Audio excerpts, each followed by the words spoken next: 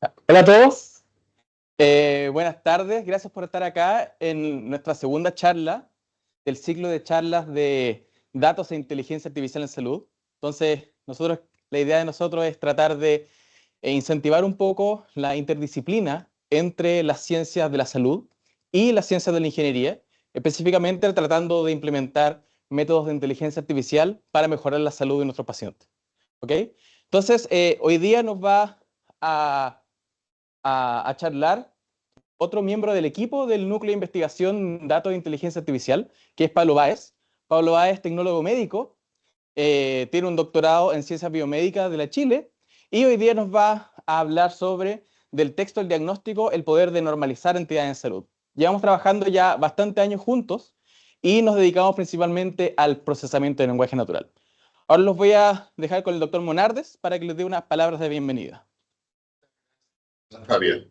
Estimados alumnos, a los que nos están visitando ahora de manera presencial y a los que están conectados vía streaming, estoy aquí en representación de nuestra decana, la doctora Rosario García Huidobro, que envió los parabienes para los expositores y a los presentes, para desearles una buena jornada, un ciclo de charlas que es importante que ustedes estén, porque si ustedes se pueden dar cuenta, estamos hablando de perspectivas nuevas dentro de la profesión. Estamos hablando, como dijo Fabián, de experiencias que son múltiples desde el punto de vista de cómo pueden conversar diversas carreras para lograr un bien común. Y en el caso de nuestros investigadores recién incorporados a la facultad, ellos ya tienen un background importante en trabajo y en publicaciones relacionadas con el procesamiento de datos en salud, que se relacionan además con el uso y modelamiento del lenguaje clínico y que permiten hacer un muy buen uso de los registros de los cuales se tienen disponibles para poder entender procesos, para poder dar algunas respuestas a interrogantes principalmente relacionadas con la toma de decisiones en salud y también en salud pública. Y la trascendencia de esto es que se abren para ustedes perspectivas que a lo mejor no las tenían ni siquiera remotamente dentro de sus ideas de cómo desarrollar el trabajo al cual pronto van a estar desarrollando, muy en especial en un contexto bastante difícil de trabajo odontológico. Tanto Fabián como Pablo como Claudio se están dando el trabajo de mostrarles a ustedes lo que hacen para que puedan abrir sus mentes, para que abran sus mentes en el desarrollo quizás de áreas de la profesión que ustedes no tenían contempladas y que sí constituyen un método bastante importante, no solo de desarrollar sus respectivas profesiones, sino que también un modo muy interesante y productivo de ganarse la vida, que requiere del esfuerzo permanente, del estudio permanente y que requiere de plantearse desafíos permanentemente. Entonces, los felicito por que están aquí hoy. Les hago también el llamado a que participen en las demás conferencias porque les va a aportar una visión diferente de lo que es el desarrollo de la profesión de cirujano dentista y cómo ustedes pueden asociarse además con otros profesionales para lograr lo que nuestros queridos investigadores están logrando y que van a desarrollar y que para nosotros la facultad estamos muy esperanzados en que el trabajo de ellos sea muy fructífero, ¿ya? En beneficio de todos nosotros y especialmente de ustedes, los estudiantes. Porque uno de los focos de ellos es que ustedes se incorporen dentro de la investigación, que ustedes se motiven para poder ser parte de los equipos que ellos están formando, otros que también ya hay en esta facultad.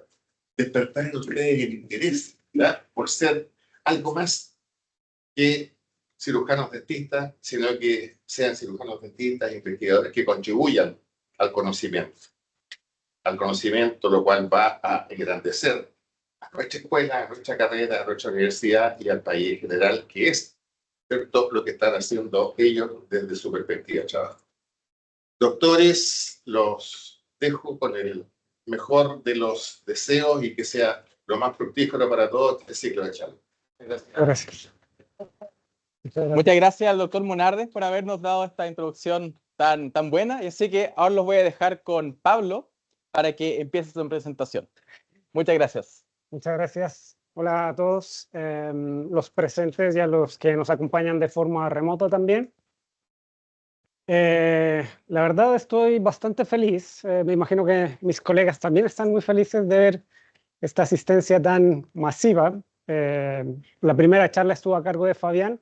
No tuvimos el tiempo suficiente de hacer una gran difusión y tuvimos una asistencia un poco más acotada, así que en esta instancia estamos muy felices de verlos a todos ustedes aquí presentes. Bueno, no sé si todos están por voluntad propia. Sé que el profesor Ismael, por ejemplo, nos ha ayudado a traer estudiantes. No sé si están viniendo de forma obligada, espero que no. Y si es así, no importa, porque quizá en una de esas terminan encontrando su nicho en el futuro, ¿ya?, que es la inteligencia artificial, ¿ya? Bien, entonces el título de mi charla, como bien la mencionó Fabián, es del texto al diagnóstico, el poder de normalizar entidades de salud. En el fondo es un título bastante abstracto, quizá no todos ustedes lo entendieron a la primera, pero la idea es que terminemos esta charla y que ustedes estén mucho más familiarizados con estos conceptos y lo que representan en el campo de la salud y la inteligencia artificial, ¿ya? Bien. Esta es la agenda de la charla. Voy a partir con los objetivos, obviamente, no solo de esta charla en particular, sino en general lo que pretendemos con el ciclo de charlas, ¿ya? Este primer semestre tenemos 3 charlas contempladas, esta es la segunda, después viene la de mi colega Claudio, y vamos a cerrar las jornadas con un evento especial que más adelante les voy a dar una información que es importante para ese evento. Después voy a hablar un poco acerca de mí, introducirme un poco formalmente, quién soy yo y qué hago. Vamos a pasar al tercer punto de esta presentación, que es definir qué es el procesamiento del lenguaje natural, ¿ya? Y cuál es su importancia, tanto en lo cotidiano como en el ámbito de la salud, ¿ya? Y muy ligado a este punto, vamos a estar hablando un poco sobre la complejidad del lenguaje, ¿no? ¿Por qué el lenguaje es complejo y por qué particularmente en el campo de la salud el lenguaje es complejo y cómo abordamos esta complejidad, ¿ya? Finalmente vamos a hablar de los conceptos que están en el título de esta charla, que son las entidades médicas. ¿Qué es una entidad? Vamos a definir qué es una entidad y cuáles son las tareas típicas asociadas a las entidades, que son el reconocimiento de entidades y la normalización de entidades, ¿ya? Y después vamos a cerrar la presentación con casos de aplicaciones reales. En particular voy a hablar de 2 casos, uno en psicología y otro en oncología, ¿ya? Psiquiatría y oncología. Bien, los objetivos. El primero, obviamente, es conocernos, no solo que ustedes nos conozcan a nosotros, sino que haya un intercambio de opiniones, ¿ya? Estamos abiertos a la discusión. El segundo es que hagamos un pequeño viaje introductorio al procesamiento del lenguaje natural, que es la charla de hoy, y a la inteligencia artificial en general, que es de lo que hablaremos en el resto del ciclo de charlas. Y el tercero es fomentar el diálogo interdisciplinario, obviamente, como bien lo mencionaba Fabián, estamos en un entorno que es altamente interdisciplinario, o queremos insertar esta idea de que el mundo actual requiere una alta interdisciplinariedad, ¿ya? Entonces vamos a tener, ojalá, tiempo de preguntas y de networking académico al final de la charla. Bien. ¿Quién soy yo y qué hago? Bueno, este es un poco el esquema de mi recorrido a lo largo de la ciencia de datos, en el fondo, ¿ya? Cómo me inicié en los datos. Y pongo ahí en el título que es un camino que no es un camino tradicional, porque quizá ustedes ya tienen visualizado qué es lo que van a hacer en su futuro. Van a partir como clínicos, ¿ya? Muchos de ustedes, no sé si todos vienen de la facultad o si de ahí otras facultades. Para los que somos clínicos, al menos yo tenía esa visión, me visualizaba en el futuro trabajando en un laboratorio clínico, y esa visión me duró un año, porque el primer año tuve mi primera experiencia laboral y después de esa experiencia decidí que no era lo que yo quería hacer, entonces partí haciendo otras cosas, me vine a Chile, yo vengo de Colombia, me vine a Chile a hacer un magíster en genética, lo terminé en 2013, y ese es el punto que yo considero que es donde yo inicié esta historia respecto al análisis de datos masivos. ¿Por qué? Porque en la tesis de mi doctorado tuve que analizar datos genómicos. Hasta antes de eso, en mis dos tesis tuve que trabajar con datos muy reducidos, muy acotados, los manejaba muy fácil en una planilla Excel. Creo que todos aquí probablemente han usado una planilla Excel, que es bastante intuitiva, ¿ya? Pero hoy en día, con esa necesidad de sacar información de grandes cantidades de datos, esos métodos de manipular los datos en un solo archivo Excel son bastante limitados, ¿no? Entonces tuve que aprender un lenguaje de programación para poder analizar este tipo de datos. El lenguaje que predominantemente manejo se llama R, ¿ya? No sé si alguno quizás lo ha escuchado. Otro muy popular es Python, ¿ya? A mí me gusta más R y es en lo que yo realizo el análisis de datos, ¿ya? Una vez terminé mi doctorado, más o menos en 2018, tuve la oportunidad de insertarme con una beca puente postdoctoral en el Instituto de Neurociencia Biomédica en la Universidad de Chile. Mi objetivo ahí era intentar generar o analizar información de bases de datos poblacionales, principalmente de tipo genealógica, una idea que resultó ser demasiado ambiciosa porque requiere la colaboración de muchos entes gubernamentales, por lo tanto, tuve que transformar esta idea. Y de ahí derivó esta idea de extraer información desde la ficha clínica electrónica.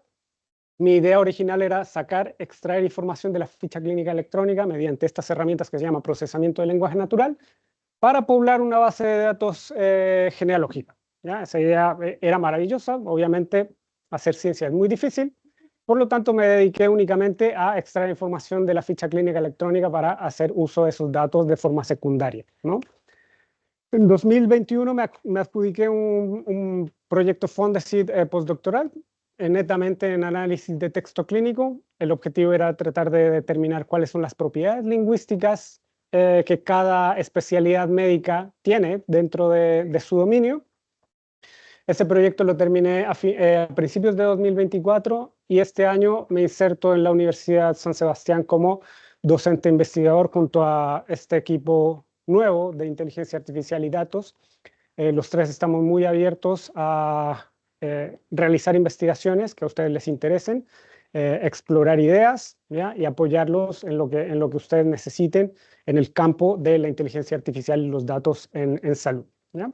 Estamos ubicados en una oficina en el 5º piso, si en algún momento quieren ir a visitarnos presencialmente y conversar, o a través de los correos, ¿ya? Ok, ese es un poco mi recorrido y quién soy yo. Ahora entremos netamente en lo que es el procesamiento de lenguaje natural, ¿ya? Que en principio puede sonar muy raro, ¿ya? ¿Qué es eso de procesamiento de lenguaje natural? Pero estoy seguro de que muchos de ustedes han utilizado en algún momento herramientas que derivan del procesamiento del lenguaje natural. Y eso refleja esta imagen, ¿ya? Hoy en día se capturan datos y podemos comunicarnos con dispositivos electrónicos de manera muy sencilla, simplemente hablándoles, ¿no? Aquellos que hablan con su celular a través de Siri, en este caso a través de Alexa podemos controlar todos los dispositivos de nuestra casa, encender las luces, ¿cierto? Esto está derivado de herramientas de procesamiento del lenguaje natural. ¿De qué tipo de lenguaje? De lenguaje hablado, ¿ya? Pero también están las herramientas de procesamiento del lenguaje natural que se dedican al campo escrito, ¿ya? Y seguro ustedes también se han aprovechado estas herramientas, como por ejemplo cuando escribimos un correo electrónico, ¿ya? Y empezamos a escribir junto con saludar y esperar, de pronto nos aparece una sugerencia, ¿ya? Esa sugerencia está ahí y aparece ahí por los avances en el procesamiento del lenguaje natural, ¿ya? Entonces le damos un enter y se autocompleta, ¿ya? Eso es procesamiento del lenguaje natural, derivado del procesamiento del lenguaje natural. ¿Quién no ha tenido que traducir un paper, un artículo científico, una página web? El navegador incluso hoy en día, cuando entran a una página, les sale un aviso y dice, hey, acabo de notar que estás visitando una página en otro idioma. ¿Quieres que te la traduzca? Clic, sí, aparece todo en español, ¿ya? Eso es producto del procesamiento del lenguaje natural. Y casos incluso más simples, cuando ustedes escriben un documento en Word, las sugerencias de corrección ortográfica, ¿ya? Que aparecen aquí en rojo, eso es porque hay un diccionario por detrás, que esta herramienta de procesamiento del lenguaje natural hace la comparación, ¿ya? Y dice, mira, te alerta, aquí puede haber un error, corrígelo. Y las otras herramientas, esta un poco más reciente, pero que igual es menos eficiente que el corrector ortográfico, que es el corrector de gramática, ¿ya? No sé si ustedes se han enfrentado en algún momento a sugerencias del corrector de gramática que no hacen sentido, ¿no? No hacen ningún sentido, ¿ya? Y eso es porque ahí hay mucho trabajo todavía por hacer. El corrector de gramática no está tan avanzado, ¿ya? Hay mucho que hacer todavía. Aquí, por ejemplo, detectó muy bien que en una frase que estoy hablando de algo en singular, metí un verbo en una palabra en plural, ¿ya?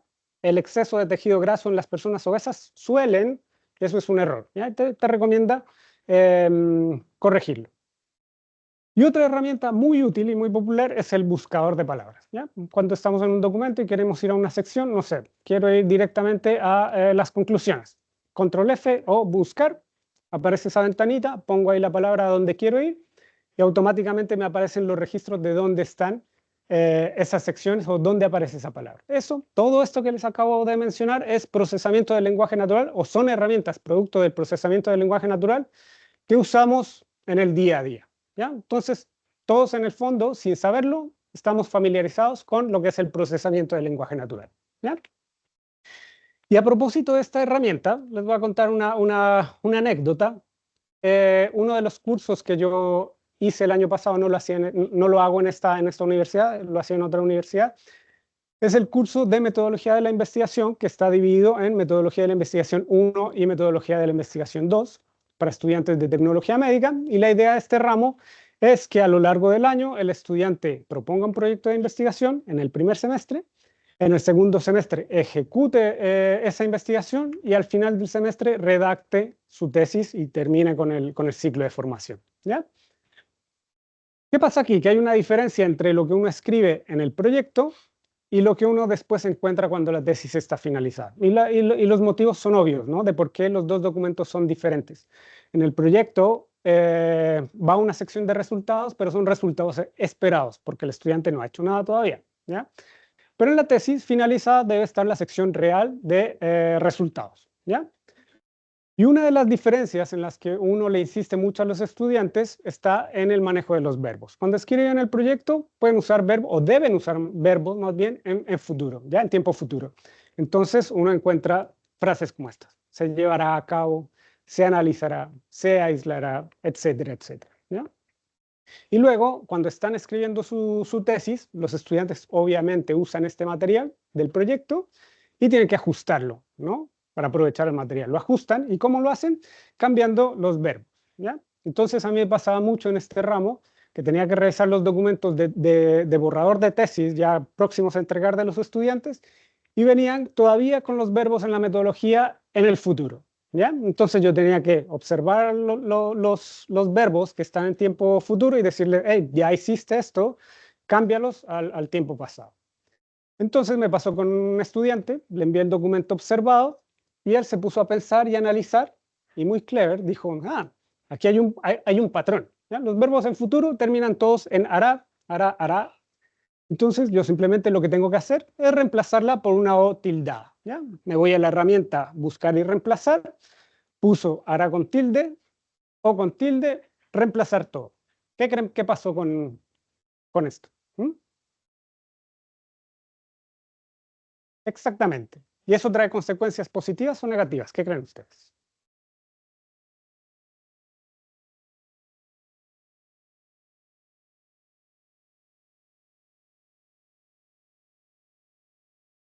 Exacto, resolvió su tarea en su mente, ¿cierto? Pero obviamente cuando él me envió el documento de nuevo, yo tengo que darme la tarea de revisar y ahí encontré que hubo cosas que eran raras, ¿ya? Que no estaban bien, ¿ya? Porque él simplificó y dijo, estoy viendo un patrón aquí, lo resuelvo así, con esa inmediatez con la que viven los estudiantes hoy en día, todo tiene que resolverse así, ¿no? Ya, profe, le acabo de enviar el documento, revísemelo, mándemelo de vuelta.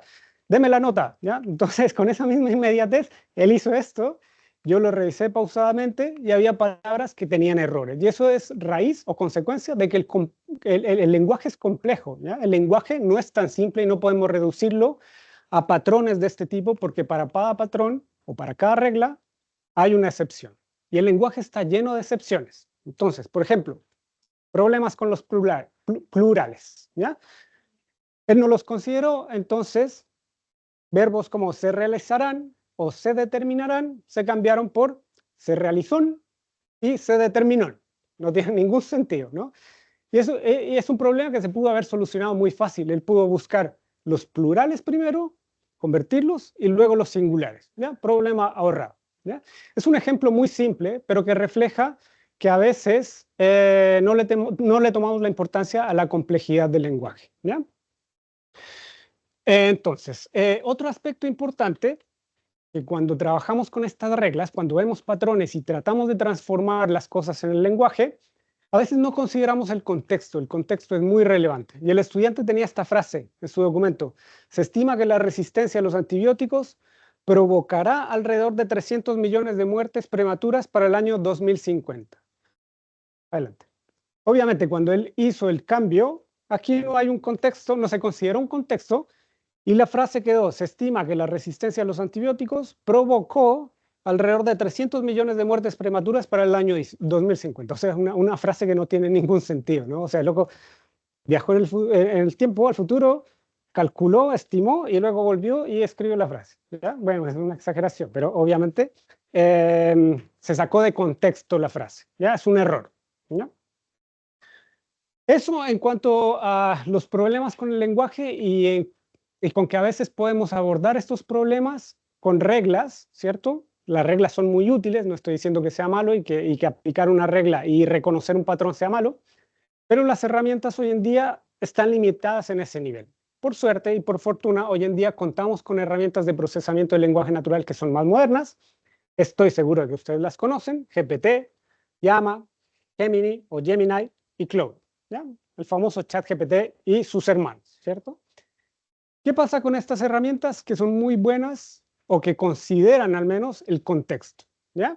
Entonces pasamos de algo que se abordaba de forma muy simple, ¿ya? Yo le di una instrucción muy cortita, me tomó un esfuerzo muy mínimo pedirle que haga esa transformación y lo hizo, pero con errores.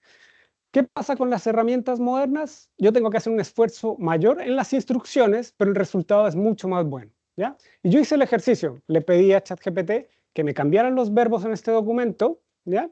El primer intento me funcionó más o menos porque me cambié este verbo, este me lo dejó en provocará, pero este me lo cambió se estimó, ¿ya? Entonces yo tuve que ser más específico y cuando lo hice me hizo la conversión de todos los verbos apropiadamente, utilizando este prompt, ¿ya?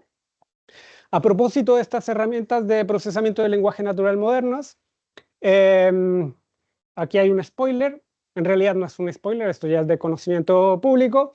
El viernes 30 de mayo estará la charla de mi colega Claudio Aracena, ¿ya? Está el link de inscripción ahí para que lo visiten. Hay una descripción también sobre qué se trata su charla para que se familiaricen un poco más, ¿ya? Y les recomiendo mucho que vengan porque él va a hablar precisamente de los grandes modelos de lenguaje. Vale, adelante. ¿Ya? Está muy recomendado. Bien. Eso en cuanto a problemas de la vida cotidiana, ¿no? Seguro a ustedes les ha pasado que tienen que usar alguna de estas herramientas. Lo mismo pasa con el lenguaje en el ámbito clínico, ¿ya? ¿Y por qué nos preocupa eso? Porque así es como se da la atención al paciente hoy en día, ¿ya? El paciente mirando al médico, el médico mirando una pantalla porque está registrando todo lo que el paciente le está diciendo, ¿cierto? Todos los problemas que él tiene, el médico los va detallando. Quizá en el campo odontológico eso no pasa tanto, ¿ya? Afortunadamente, porque el odontólogo tiene que estar atendiendo a su paciente y puede ir hablándole a un asistente para que vaya registrando la información, ¿no? Bueno, eso lo digo yo desde lo que he experimentado como paciente, ¿no? No sé cuál es su perspectiva, aquellos que están en camino a ser dentistas, ¿no? Pero esa es mi perspectiva. ¿Qué es el producto de esta interacción? Un montón de información de tipo textual que se almacena en la ficha clínica electrónica, ¿ya? Hoy en día eso se está transformando un poquitito, todavía no hemos llegado a este punto en el que todo el registro se hace de forma digital, pero va a llegar un punto en el que el registro se va a hacer automáticamente por voz, ¿ya? Entonces, el personal clínico va a tener que hablarle a un micrófono o a una aplicación. De hecho, ya hay algunos estudios clínicos que se están haciendo respecto a estos sistemas para que puedan masificarse, ¿ya? Entonces, un sistema registra el habla de lo que está dictando el clínico, y un sistema lo transforma a texto, y ese es el texto que se almacena. Todavía no sabemos cuáles van a ser las consecuencias de eso. Quizás se va a perder la forma en la que se está almacenando el texto hoy en día, o quizá no, pero es lo que vamos a ver en adelante, ¿ya? Y a propósito de esto, aquí sí viene un spoiler, ¿ya? Se viene la jornada de datos en inteligencia artificial en salud, que también la estamos organizando nosotros. Va a ser el viernes 6 de junio de 2025. Todavía no hemos masificado y difundido esta jornada porque están preparando el material para difusión. Ojalá la próxima semana podamos hacérselos llegar, pero les puedo adelantar que aquí va a estar aquí está el enlace de inscripción. Es una jornada de todo el día. Vamos a tener 6 conferencistas muy interesantes que trabajan en inteligencia artificial en salud. Y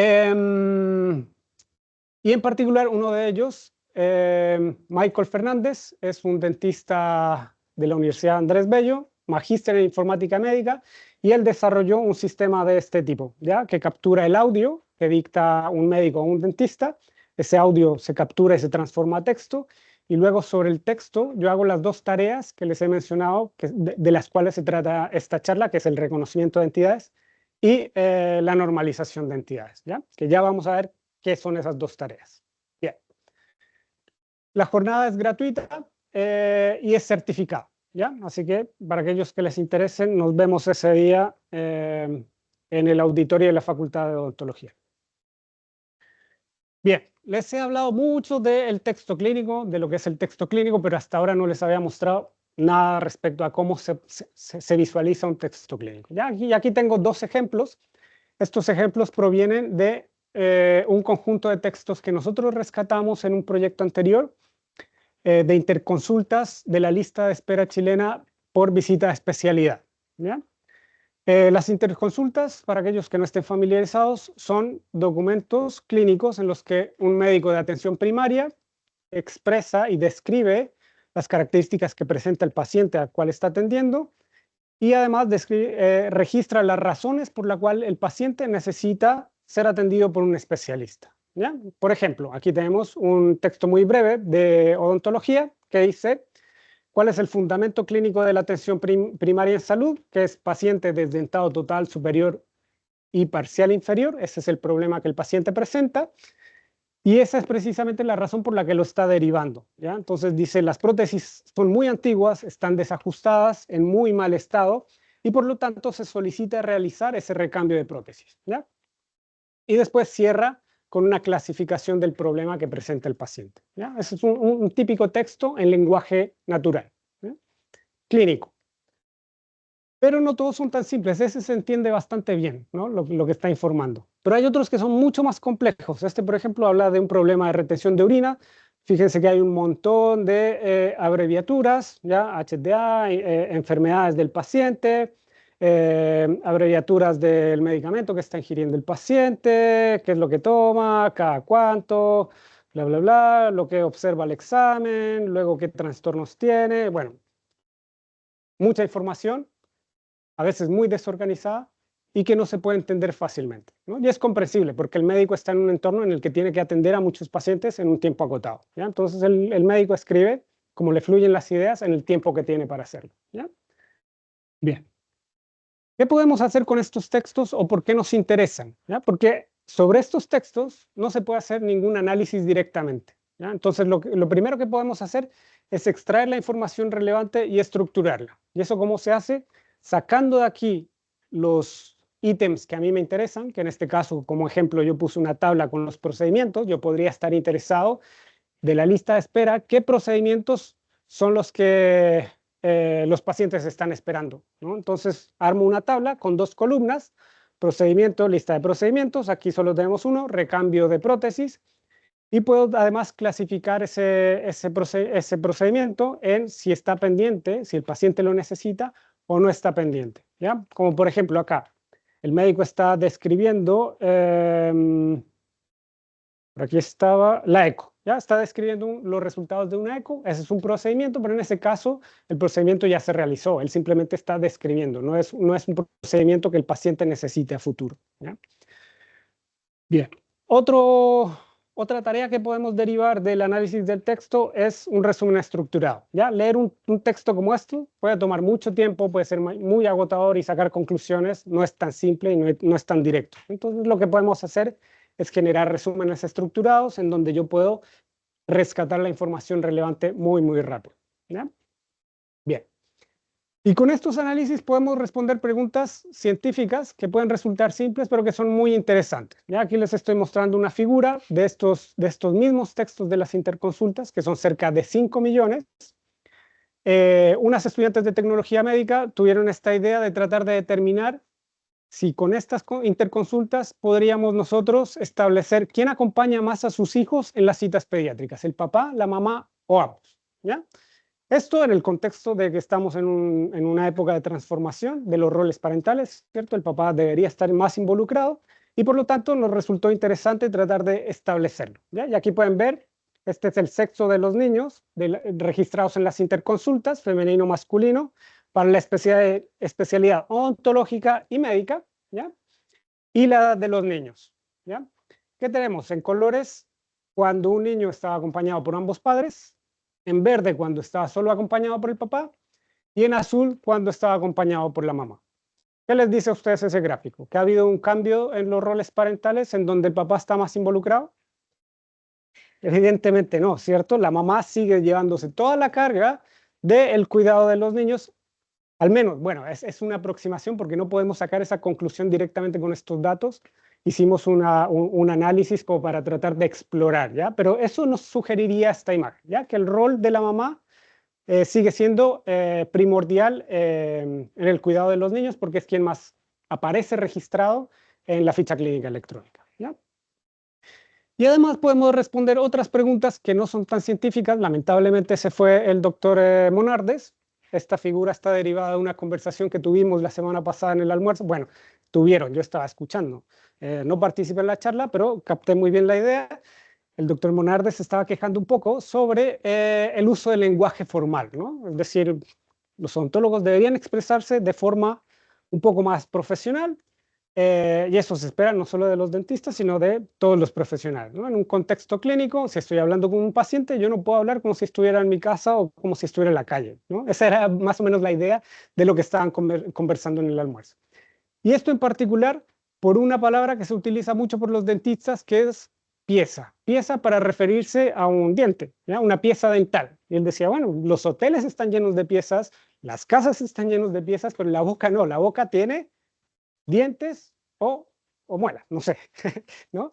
Entonces me di a la tarea de buscar en estos registros y de determinar cuántas veces, en cuántos documentos se mencionaba la palabra pieza o su abreviatura PZA, ¿ya? Para referirse a un diente, y en cuántos documentos aparece la forma convencional, que es diente, o DTE, que es la abreviatura, ¿no? Y aquí pueden ver que pieza es casi el 50% de los documentos aparece la palabra pieza, no, una proporción del 50% respecto a las veces que aparece la palabra mencionada correctamente, ¿ya? Entonces lo que le quería decir al doctor Monardes, lamentablemente se fue, es que si bien él está emprendiendo una lucha para formalizar el lenguaje de los odontólogos, esa batalla probablemente ya la perdió, ¿ya? O sea, está bien que siga promoviendo el uso de una palabra adecuada, que es diente, pero aquí pueden ver que a lo largo de Chile todo el mundo usa la palabra pieza, ¿ya? Y esto es porque el lenguaje está en constante transformación, adoptando nuevos términos, y después no podemos eliminarlos de nuestra cultura, ¿ya? Ok, otro problema importante del texto clínico es la diversidad lingüística, ¿ya? En el texto clínico, el personal clínico, adelante, el personal clínico tiene muchas formas muy variadas de decir o de referirse a lo mismo, ¿ya? Y aquí hay un ejemplo. Yo sé que quizá no todos están familiarizados con estos términos, pero les hice esa especie de nube para que hagan el ejercicio unos segundos y traten de decirme cuántos grupos harían a partir de estas palabras, si los ordenan, ¿ya? Pueden, como les digo, no es No es tan evidente que los conozcan todos o a qué se refieren todos porque hay abreviaturas, pero pueden reconocer un patrón y agruparlos, ¿ya? ¿Cuántos grupos harían ustedes con estas palabras? 4. Bien, no hay una respuesta correcta, ¿ya? Todas pueden ser correctas dependiendo del enfoque que les estén dando, ¿ya? Pero por ahí escuché 4 y me parece muy bien. ¿Alguien tiene otra opinión?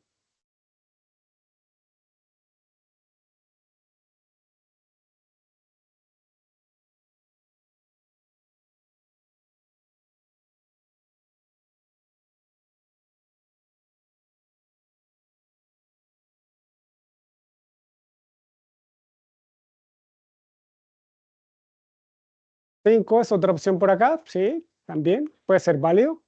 Estamos en torno a eso. ¿Alguien más? 5, 4, bien.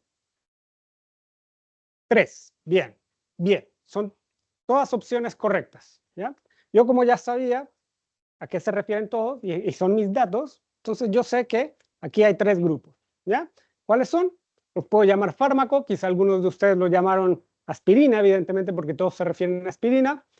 Parte del cuerpo, solo hay una parte del cuerpo también, podrían haberlo llamado tórax, ¿ya? Todas se refieren al tórax. Y el tercer grupo es enfermedad, y en este grupo sí teníamos 2 enfermedades, ¿ya? Hipertensión arterial y diabetes mellitus. ¿Por qué les pedí que hicieran este ejercicio? Porque así es como trabajamos con el lenguaje en la clínica, haciendo grupos, ¿ya? ¿Y cómo se llaman esos grupos, esas agrupaciones que tienen un sentido para nosotros? Se llaman entidades, ¿ya? O las llamamos en el ámbito del procesamiento del lenguaje natural entidades. En el procesamiento del lenguaje natural clínico o médico se llaman entidades médicas, ¿ya? Aquí tendríamos 3 grupos de entidades médicas: fármaco, partes del cuerpo y enfermedad, ¿ya? Llegamos al primer concepto de nuestra charla, que son las entidades. Estos son entidades. Yo puedo determinar lo que yo quiera como grupo o como entidad, ¿ya? Podría ser procedimientos, podría ser, no sé, personas, podrían ser medios de transporte, todo eso puede ser una entidad. Y para clasificarla yo puedo usar una terminología de referencia o simplemente puedo clasificarlas como lo hicimos aquí en el ejercicio, como nosotros optemos, ¿ya?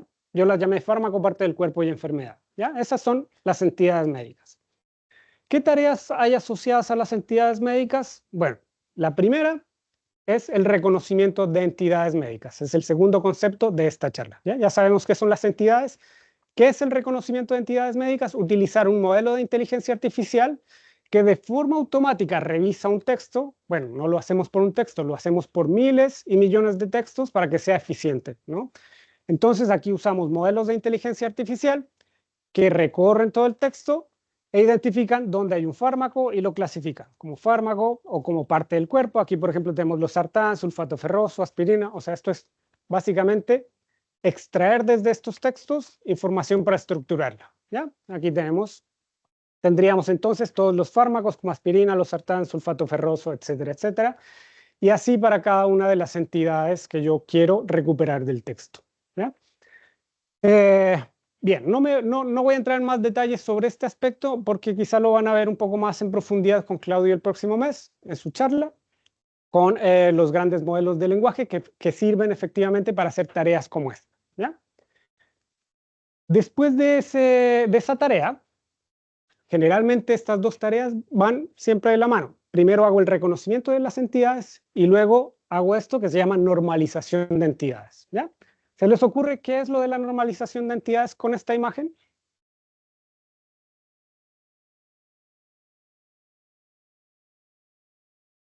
¿Qué están viendo ahí?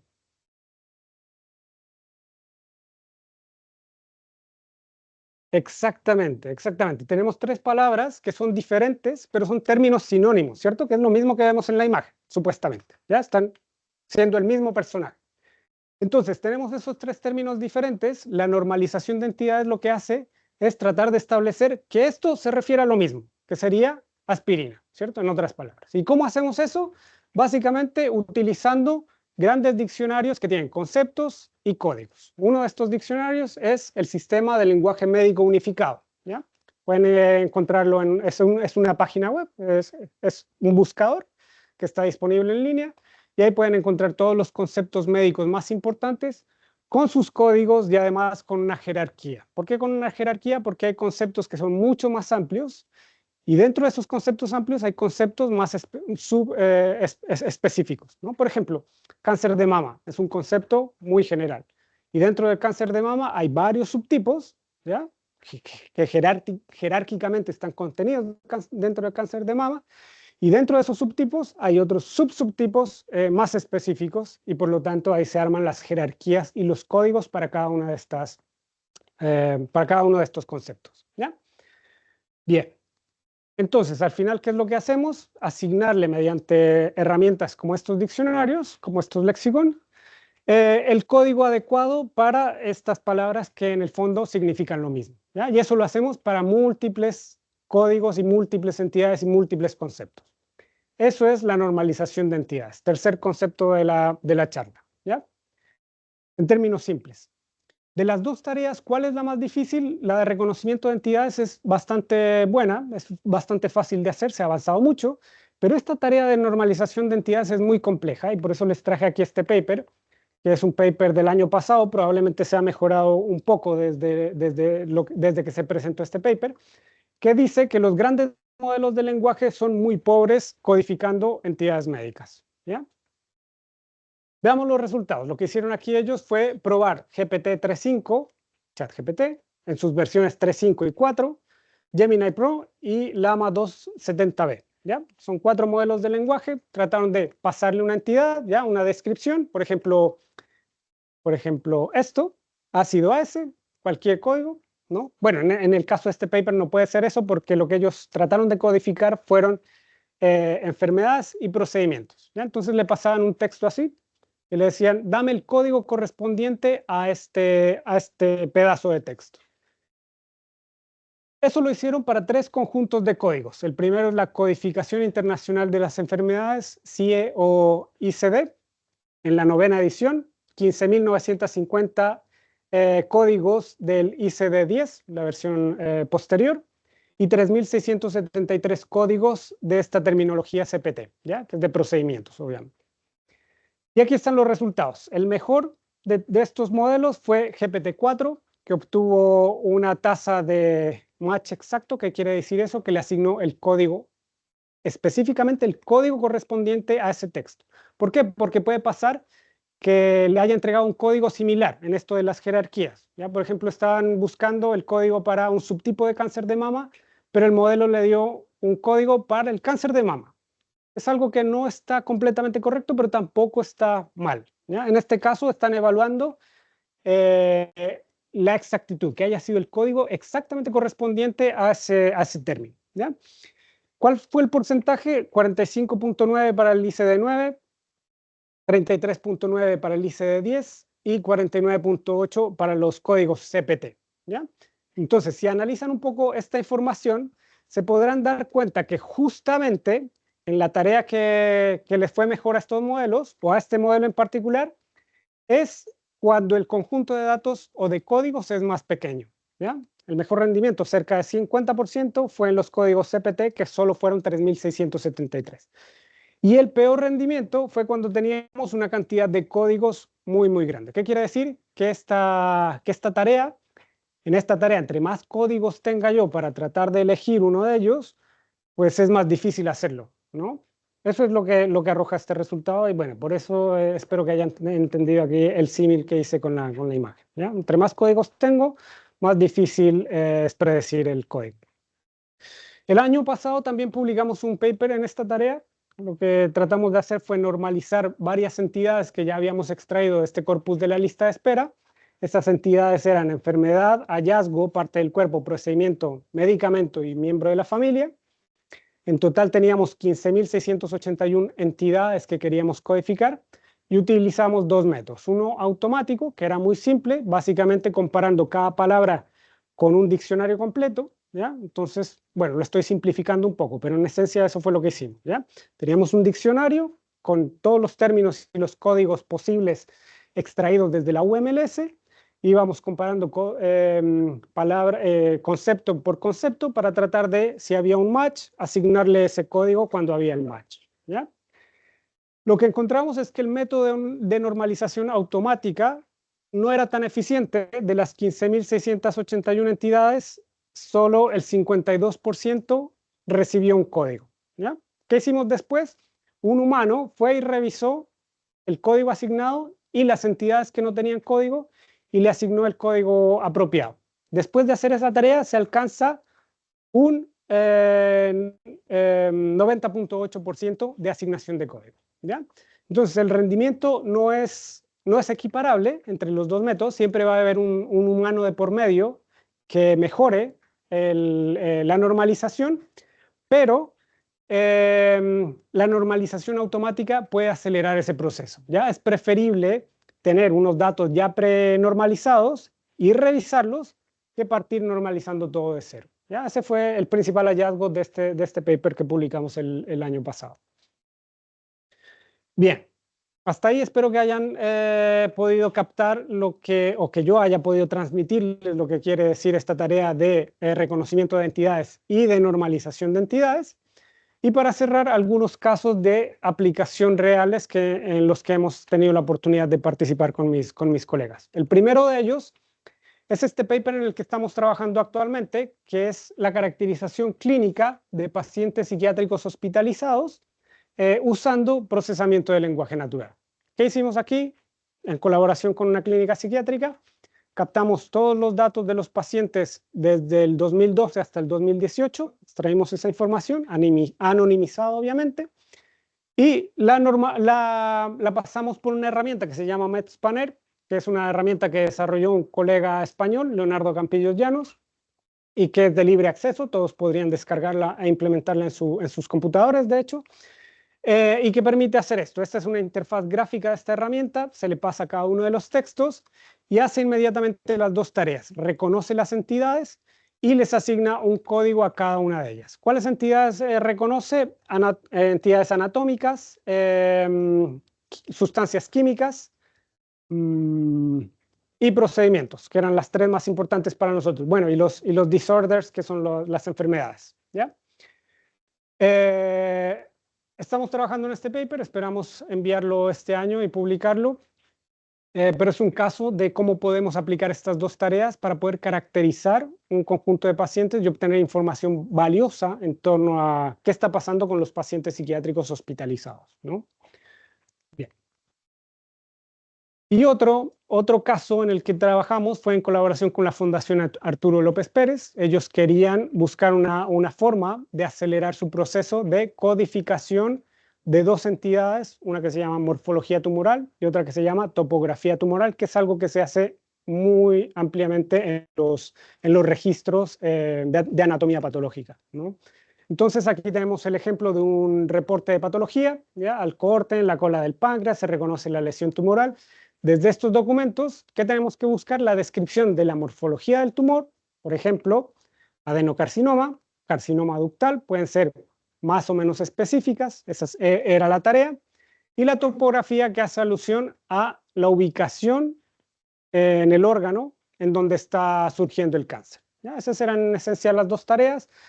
Utilizamos un modelo de inteligencia artificial para extraer las entidades, para reconocerlas, y luego hicimos una herramienta con un buscador que lo que hace es rankear, ¿ya? Con un algoritmo, rankea el código más probable para cada una de esas entidades. Al final de este proceso, el patólogo recibía esta lista ordenada por ranking y él elegía cuál de los dos códigos le asignaba al documento y con eso cerraba el ciclo de su tarea de codificación, ¿ya?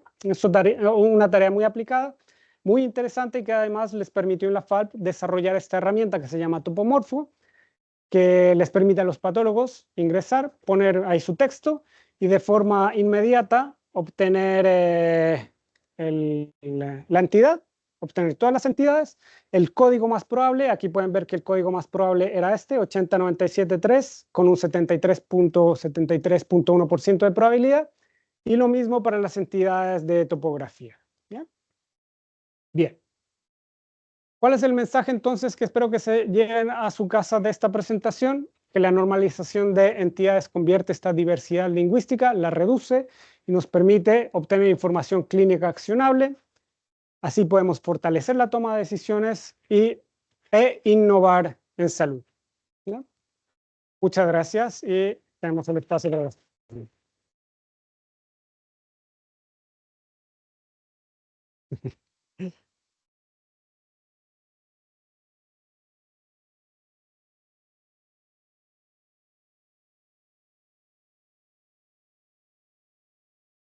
Muchas gracias, Pablo, por tu presentación. Muy buena presentación. Ya me sé todo tu proyecto de memoria, pero siempre es interesante como escucharlo de ti y como sentirnos orgullosos de lo que estamos haciendo acá en la universidad.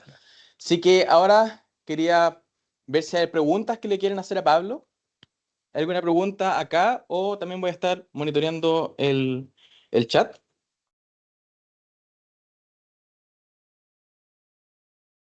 Puede ser sobre lo que sea, ¿eh? No necesariamente sobre la presentación, ¿no? Cualquier aspecto de, no sé, cómo escribir un prompt, ¿no? No sé, lo que quieran.